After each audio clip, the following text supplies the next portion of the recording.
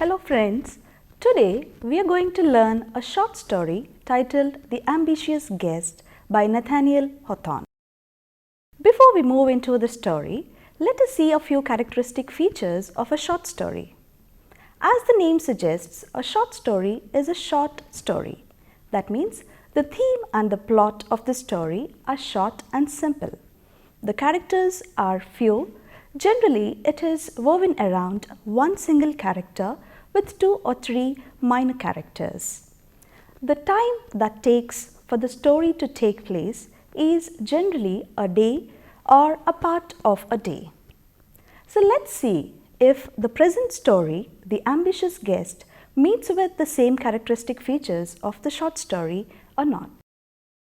As you might have heard the name Nathaniel Hawthorne, he is known for his novel The Scarlet Letter. Nevertheless, he has written quite a few short stories which were published as a collection. So before we move on to the story, let us learn some details about the author. Nathaniel Hawthorne was born in May 1804 and was an American novelist and short story writer. He was born in the city of Salem, Massachusetts, to his parents were Nathaniel Hawthorne and the former Elizabeth Clark Manning.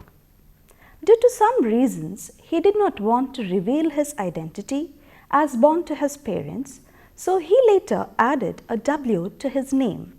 So he became Nathaniel Hawthorne, and he entered Bowdoin College in 1821. He graduated in 1825 and started publishing anonymously. He did not reveal his name in the beginning when he wrote stories. Anonymous is when somebody is not known. So his first work was a novel titled Fanshawe. It was released in 1828. Later, he started publishing a lot of short stories in various periodicals, which he collected in 1837 as Twice Told Tales. The Scarlet Letter, the famous novel which he is known for, was published in 1850, followed by a succession of other novels. But even today, when you hear the name Nathaniel Hawthorne, the first novel that comes to your mind is Scarlet Letter. Later, at the outset of the American Civil War, he traveled with William D. Ticknor to Washington, D.C. There, he met Abraham Lincoln and other notable figures, and he wrote his experiences in the essay chiefly about war matters, and it was published in the year 1862. While on a tour to the White Mountains, Hawthorne died in his sleep on May 19, 1864, and was survived by his wife and 3 children. Now that is about a brief introduction to Nathaniel Hawthorne. Let's have a brief introduction to our present story, The Ambitious Guest.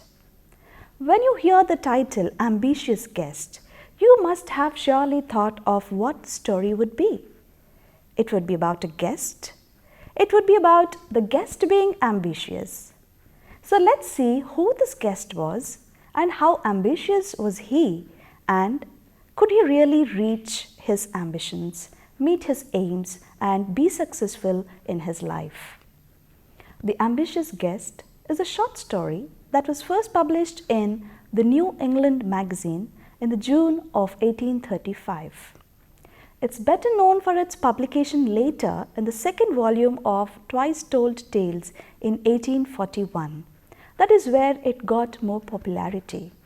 The setting of the story is the north of White Hills, Massachusetts, and the period is early 1800s. So you should imagine how people would be, how their mental and thought process would be during that period, how they reacted to various things, and how they had various ambitions about their life, and how they expected what from the life is seen very clearly in the story. Though it is a simple short story, it has got a lot to learn and understand from the story. The plot is of domestic realism.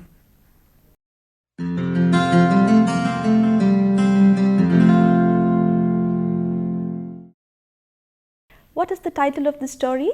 Yes, The Ambitious Guest. So as we thought, the story should have got to do something with the guest and also the guest being ambitious. So let's see what actually the ambitious guest has got to do. The story begins like this. There was a young traveler who stops at night in front of a house. The house is with a family. The family is happy and content, happily sharing jokes and having a gala time. There is a traveler who knocks the door. The traveler was on his way to the river, but the family hesitates to open the door when there is a knock. Generally, the father refuses the door to be opened because it is night and there could be any danger. They cannot really trust the travelers, so the father doesn't really show any willingness to open the door. But somehow, this traveler, he gets lucky when the door is opened. So, there are the sounds of the rocks falling down as the house is situated in the notch of the hills. There is every possibility that the rocks might as well fall on the house. So this is what makes the family feel a bit insecure. Nevertheless, they are very happy with their lives and they are assured that the rocks would never fall on their lives. But with the entrance of the guest, there definitely is a change in the very fate of the family members. The people in the house are assured and reassured by the father because he has made arrangements for a safe place in case there is any rock slide falling onto the house. That is only in case they have to move, but till date they have never had to move to any other place. When the guest talks about these sounds and the rocks and the slides falling down, then they really start giving a second thought. And there's also another interesting incident here. The visitor exchanges a look with the elder daughter of the family, but that was also a very friendly, casual look that he exchanges, and he has a very happy time with the family as well. The father expresses his wish for a more humble legacy, and the aged grandmother makes a request for her dying day. There are small kids at home. The little children extend their warmth to the visitor. They don't really feel that he is an unknown stranger, but they accept him very happily into the family. This itself is an example to show the family was happy and content with their lives, and not only that, they could also accept a stranger, a visitor on his way, a traveler on his way, happily into their family. Suddenly, they are alarmed. They're alarmed by the sound of a much larger avalanche. Avalanche is a flow of rocks falling down continuously without any break. So this raises a doubt of a fear in the minds of the visitor, which he transfers on to the family as well. The family was not afraid earlier. Though they had a number of slides earlier, the family was assured that they would not have to move from the house. But now with the entry of the guest and the influence that he makes on the people in the house, there is a change in their thought process, and they think that they should also move to a better place, to a safer place, so that they can save their lives, because the guest says there's no point in living if the life is not recognized. The life should be recognized by the people, and there should be something to be embarked on his grave after his death. That is what he wishes for, and he also induces this into the minds of the people in the family, and they also think that they should not die like this anonymously, without being recognized, without being noticed, but they should have something to leave behind after their death. This induction makes the family take a decision to move to a safer place, but the ambitions which he had spoken about remain unfulfilled, giving an ironic dimension to the title. And what that irony is, we shall see in the story further.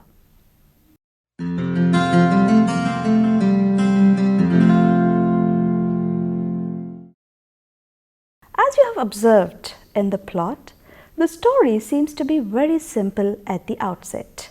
At the same time, it has a ironic touch which illustrates that a family, by accepting a novel approach, one may take oneself out of the safe, secure zone and get exposed to danger.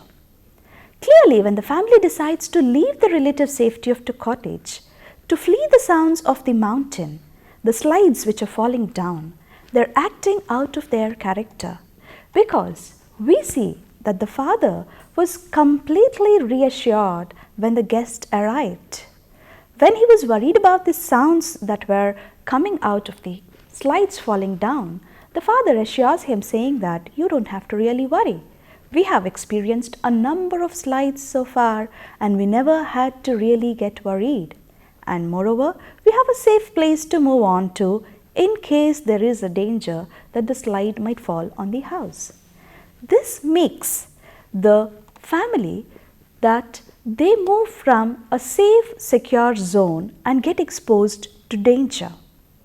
Clearly, when the family decides to leave the relative safety of the cottage, to flee the sounds of the mountain, they are acting out of their character.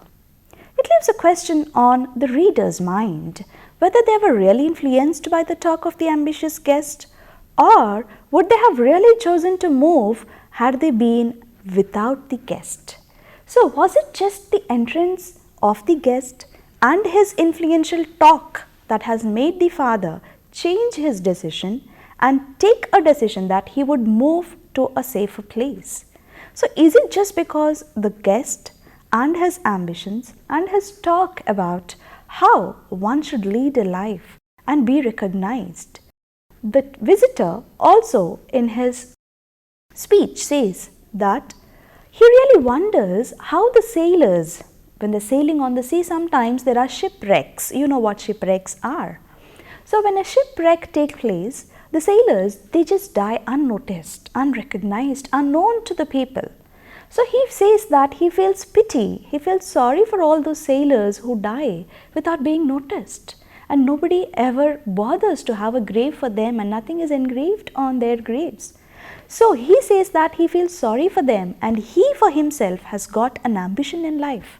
And he wants to prove himself before he dies and have a mark for himself before he meets his death.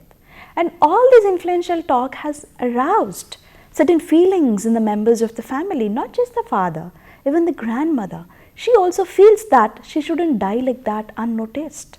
She has kept a dress ready for herself for the last day. She says she should be buried in her best dress.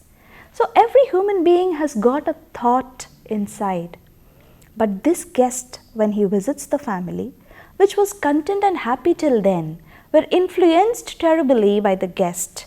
And so they had taken a decision to move to a better place, a safer place. But the irony in the story is that the family survived all the blows and slides when they were confident and did not move. But when the traveler talks about his ambitions, the family also gets aroused, gets motivated to move to a safer place. The twist in the story is, as long as they had confidence and they did not move from the place, they were safe, they were fine, nothing happened to them. But now when they lost their confidence and they started having a hope to do something before they die, this is where they meet their death. But unfortunately, they meet the death in an attempt of survival. They wanted to live, and this is where they met their death. That is the irony in the story. That is the twist towards the end. The concept of ambition is being commented upon by the author in all its ramifications. Ambition can be treated as contagious. It was spread, it was transformed from the guest to the family members, and he imbues them with the desire to do something, and it resulted in devastating consequences. That's what we see towards the end of the story, where each member of the family is dead and nothing of any of the members remains except the house, which remains intact, right from the place, right from the fireplace to the tables, the furniture, everything was intact, but there was no trace of any human being, neither the family members nor the guest who visited their house on that stormy night.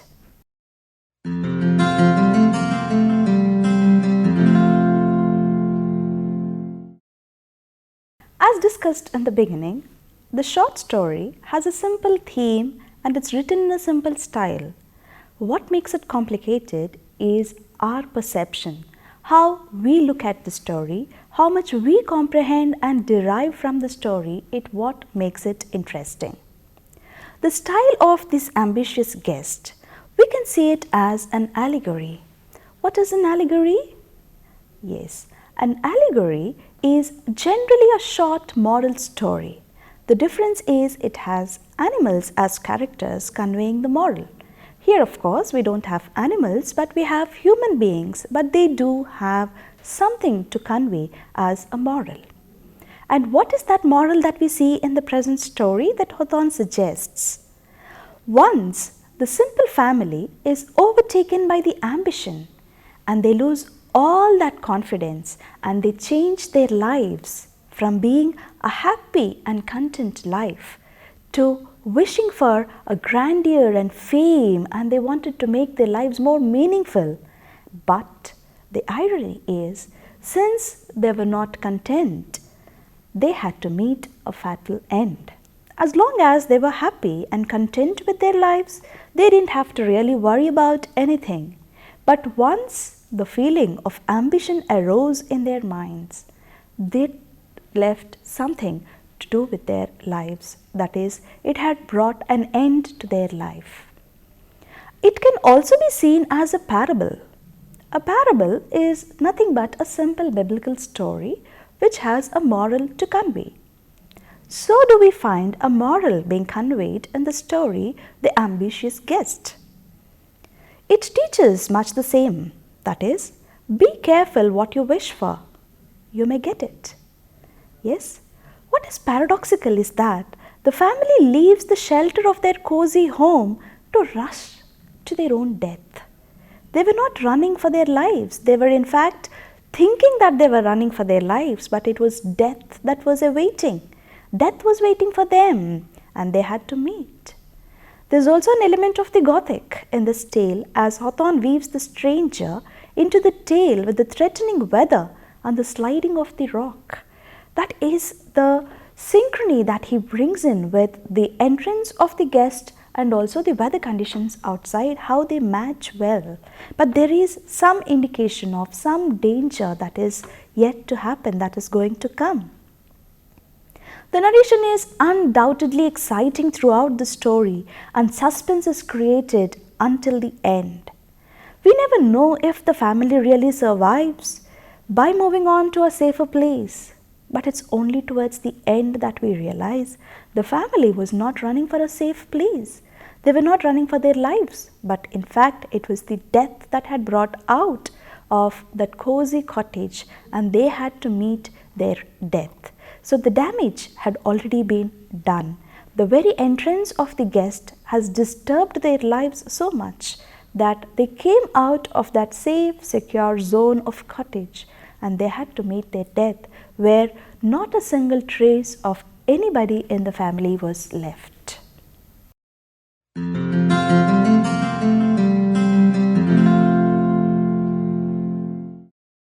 Now, what else is important in a short story? It is the characters.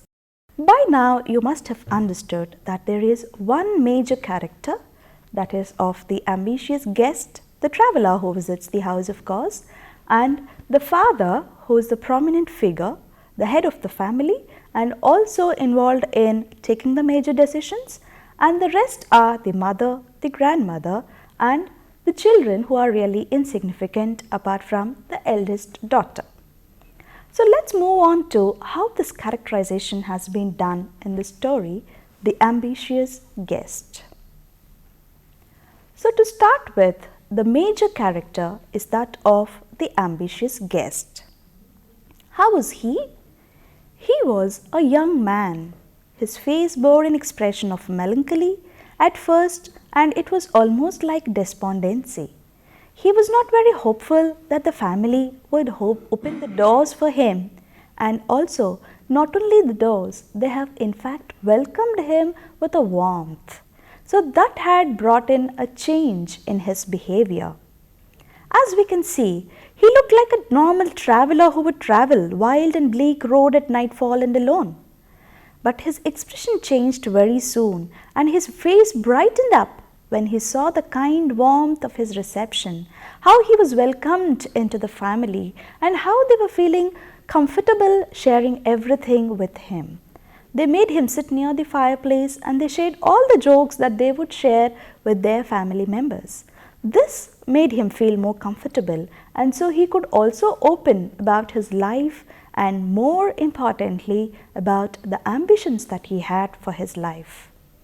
He was of proud yet gentle spirit, haughty and reserved among the rich and great, but ever ready to stoop his head to the lowly cottage door and be like a brother or a son at the poor man's fireside. He felt his heart spring forward to meet them all, right from the old woman who was cleaning the chair with her apron, to the young children who extended their hands to him. He was very happy to meet him. The secret of the young man's character was a high and abstracted ambition. He could have borne to live an undistinguished life, but not to be forgotten in the grave. He must have not achieved anything so far, but the fact being that he doesn't want to die like that, he wants to do something before he died. He had a yearning desire that had been transformed to hope, and hope long cherished had become like certainty that obscurely as he journeyed now, a glory was to beam all his pathway. Though not perhaps while he was treading it, but when posterity should look back into the gloom of what was now the present, they would trace the brightness of his footsteps brightening as meaner glories faded, and confess that a gifted one had passed from his cradle to the tomb. People should remember and recognize him even after his death. That was his ambition, and he was so strong in believing his ambition that he almost felt that it would be certain. It seemed to be certainty to him. There was a continuous flow of natural emotion in the process of conversation which he had with the family members, and this also enabled the family to understand the sentiments of the young man, though they were so distant from their own thoughts. The beliefs that the young man had were so much different from what the family had thought, but nevertheless they had one thing in common, that was they had something to do before they meet their death. The character is very significant as the influence of the young man's talk has changed not only the thought process of the family members, but even their entire fate.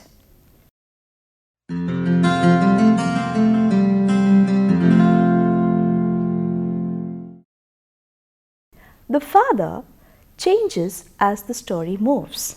He was not the same as he was at the beginning of the story when he talks about the slides. When the young guest talks about ambition as a necessary goal of life, the father gets influenced. This being influenced is a change in the character of the father. He was not the same at the beginning and at the end. He moves along with his family to a safer place because he feels that he should not die without achieving something or without being recognized. There is also a sense of indifference seen in him when he hesitates to open the door at the first knock. He thinks that the travelers would go if they are not answered immediately. The traveler would not definitely wait for the door to open as long as he is knocking. He'd knock for once, and if the door is not opened, he would move away. This is what the father feels, and he stops from the door being opened at the first knock. So that was he at the beginning. The family is happy and content with their solitary life, which indeed reveals the character of the head of the family, that is, the father. Towards the end of the story, it was his decision, following which the family tries to move to a safer place. But unfortunately, they meet the fatal end. Next to the father, we have another character, the mother. This character is not though very significant, but can be dealt with because it has its own influence in the story. We understand that she seems to be a very obedient wife, as she doesn't say anything against her husband's wish. She stays with him when he says there's no danger of the slide and we can safely stay in the cottage. She listens to him. And when he says that it's time we move to a safer place, even then she follows him obediently, in spite of maybe she would have known that it's not safe to move. But since she being an obedient wife, she doesn't say anything against her husband's wish. She follows him blindly without saying anything. So the fact that the family is happy, where they crack jokes and enjoy, is a very indication that the children have a caring and loving mother. She only says, "We are in a strange way tonight." These lines from the story indicate that the mother is suspicious of something that would happen in the story. She was not able to reveal that something bad would happen, something fatal would happen, but she said that we are somehow in a strange feeling today. She was not able to express. But being an obedient wife, she just follows her husband. Now, apart from father and mother, we see that there is an elder daughter. She exchanges a warm look with the stranger, but nothing more than that. She just has an exchange of looks, and later when he sits at the fireplace, they have a happy talk. And then we have the aged grandmother. She is seen as somebody who sat knitting in the warmest place, and she was the image of a happiness grown old. Nevertheless, when the guest talks about his ambition, she too gets involved, and she says that she's got a dress for herself, which she would like to be worn when she is buried on the last day. And the rest are the minor characters, the kids, which are representing only to show that the family is happy without any worries. Other than this, the kids do not really have any significance in the story.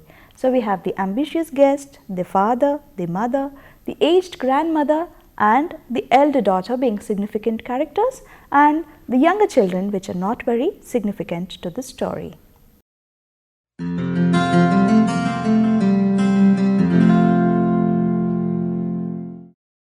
Now we move on to the conclusion. How we can conclude the story is, what makes the story interesting? Is it the final moments, or the interaction between the young man, the questions posed by their various aspirations, or their untimely demise? What makes it interesting? It's a combination of all these. It's not just one element that can make a story interesting. It's a combination of all these elements woven together as a simple short story. That's what we find in this, The Ambitious Guest. The family as a group represents the young man's character foil. While they are almost perfectly happy within their domestic unit and the community at large, the young man seems to be gloomy and dull because he is happy that he is not going to die. He was never prepared to die, but he always wanted to prove something before he died. So though he had melancholic expression at the beginning, it was almost like despondency, but later he seems to be enjoying the existence, he seems to be enjoying the interaction with the family members because he sees that they were very happy and content with their lives. They were not really worried. They in fact did not have any ambition at all. It was a happy, smooth life that they were leading. On the other hand, the guest had something else in his mind, and he was successful in being influential. He could influence all the members of the family with his talk. More importantly, the father, because he is the person who takes the decision, and he was successful in influencing him, and so he could make the family move out to a safer place. That's what they think. They're moving to a safer place. Unlike the family is unhappy because his lofty dreams are as yet unfulfilled. The irony is that the family does become famous after death, but he remains unknown because the people who have seen the next morning that the house is intact, The fireplace is intact, the tables and the rest of the furniture, everything being in place, but the family missing. They all understand that they must have died in the crash the previous night. But the guest is unknown. Some people don't even know that there was a guest at the house. There were mixed reactions. Then some people believed that there was indeed a person who visited their house, and some people thought that there was nobody in fact who visited the house. So the irony is, where they wanted to survive, they had to meet the death. And the guest who wanted to be recognized and identified even after his death remains unknown even after his death, and the family who never had any such plans, any such hopes of being identified and recognized after their death, they became famous. So one would think that the traveler and the family would have nothing in common, but he quickly confesses all his fantastic desires to them, and they in turn confess their own, though their dreams are more practical and down to earth. He even forms a mutual attraction with the older daughter, as we see in the process of conversation. This scene is all the more touching because the reader knows they're all about to die. Just as in the real life incident, the house being the only character that remains intact at the end of the story, even after the natural disaster.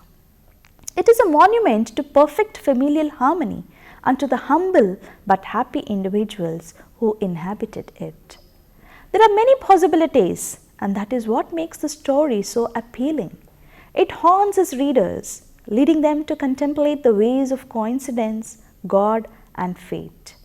Thus, in conclusion, we may say that destiny decides. Whether you accept it or not, there is something called destiny above all of us, and one has to accept it. How much ever one tries to escape the fate, there is no escape. So if you are destined to die, it could be either in your place where you think you are safe and secured, or at an outer place. Even if you think you are moving to a safer place, you may still have to meet your death as you are destined to. Now you can have a small assignment. Read various works of Nathaniel Hawthorne and try to give a comparative study between how he wrote short stories and how you can compare his other stories with this story, The Ambitious Guest. Thank you.